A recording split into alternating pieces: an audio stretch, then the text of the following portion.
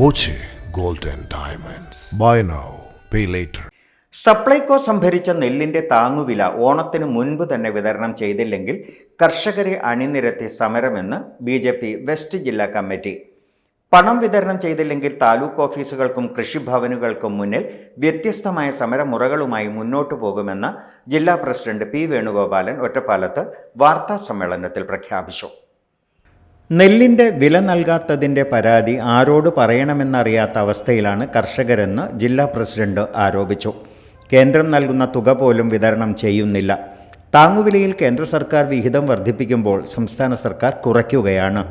സംഭരിച്ച നെല്ലിന്റെ പണം കിട്ടാത്തത് ഉൾപ്പെടെ കർഷകർ നേരിട്ട് പരാതി അറിയിച്ചപ്പോൾ ജില്ലയിലെ മന്ത്രി പ്രതിഷേധക്കാരെ അപമാനിക്കുകയാണ് ചെയ്തതെന്നും വിവാദങ്ങൾ സൃഷ്ടിച്ച് ജനകീയ പ്രശ്നങ്ങളിൽ നിന്ന് ശ്രദ്ധ തിരിക്കാനാണ് സർക്കാർ ശ്രമം എന്നും ജില്ലാ പ്രസിഡന്റ് ആരോപിച്ചു. അവർക്ക് ആരോട് പരാതി പറയണം, ആരോടാണ് ഇത് ചോദിക്കേണ്ടത് എന്ന് അറിയാത്ത ഒരു സ്ഥിതിവിശേഷം.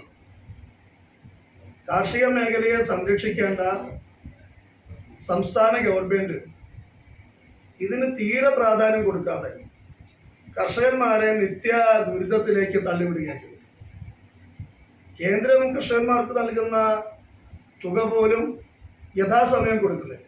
ഈ ഓണത്തിൻ്റെ മുന്നേ, തിരുവോണത്തിൻ്റെ മുന്നേയെങ്കിലും കർഷകന്മാർക്ക് ബാക്കി കിട്ടാനുള്ള തുക കൊടുത്തിട്ടില്ലെങ്കിൽ തിരുവോണത്തിന് ശേഷം അതിശക്തമായുള്ള സമരവുമായി പാലക്കാടിലെ കർഷകന്മാർ രംഗത്തിറങ്ങും. പാലക്കാട് നമ്മൾ ഉദ്ദേശിക്കുന്നത് കൃഷിഭവന്റെ മുന്നിലും താലൂക്ക് ഓഫീസിന് മുന്നിലും കർഷകന്മാർ വ്യത്യസ്ത രീതിയിലുള്ള സമര പരിപാടികളുമായി രംഗത്തിറങ്ങി തീരുമാനിച്ചിരിക്കുക.